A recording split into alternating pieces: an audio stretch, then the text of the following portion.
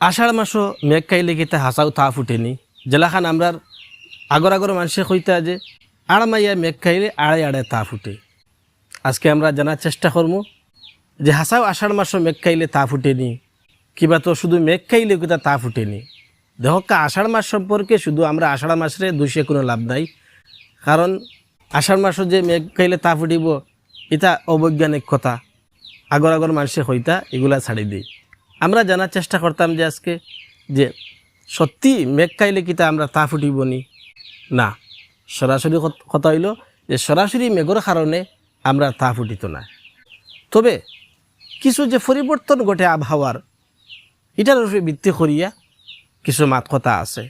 যেমন বৃষ্টি হওয়ার পরে হঠাৎ কিতা হয়, আমরা পরিবেশ ঠান্ডা হয়ে যায়, তখন আমরা শরীরটা হঠাৎ ঠান্ডা হওয়ার কারণে আমরা যে রোগ প্রতিরোধ ক্ষমতা যেটা আছে, যেমন ইমিউনিটি কিছু সময় লাগে দুর্বল হয়ে যায়। যখন বাতাস চলাচল করে, বাতাস চলাচল করার সময় কিছু ভাইরাস আছে বাতাসের লগে চলাফেরা করিয়া আর তখন আইয়া অ্যাটাক করে, যে সময় আমরা ইমিউনিটি একদম দুর্বল হয়ে যায় কিছু সময় লাগিয়া, ওই সময় কিছু মানুষের উপরে অ্যাটাক করে দেয়।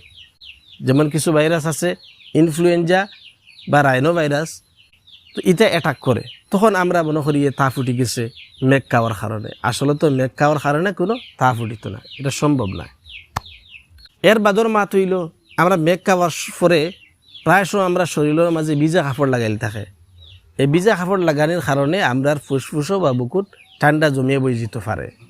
যদি এখান তো কোনো কারণে আমরা মেঘ খাইলাই, তখন কিতা করতাম, আমরা কিলা করলে এর থেকে বাঁচিতাম পারমু, তখন আমরা কিতা করতাম, আমরা লগে লগে আইয়া বাড়িতে আইয়া ভালা কোনো পানি দিয়া আমরা গোসল করতাম। গোসল করার পরে আমরা শরীরে বালা করিয়া মুছিতাম, বালা কাপড় দিয়া মুছিতাম। গোসল করিয়া ওঠার পরে আমরা কিতা করতাম, গরম এক কাপ চা আর নাইলে তুলসী পাতার চা, আর না হয় আমরা গরম সৌপ খাইতাম। তখন আমরা শরীরের যে তাপমাত্রা আছে তাপমাত্রাটা ঠিক থাকবো আর ইমিউনিটি দুর্বল হইতো না।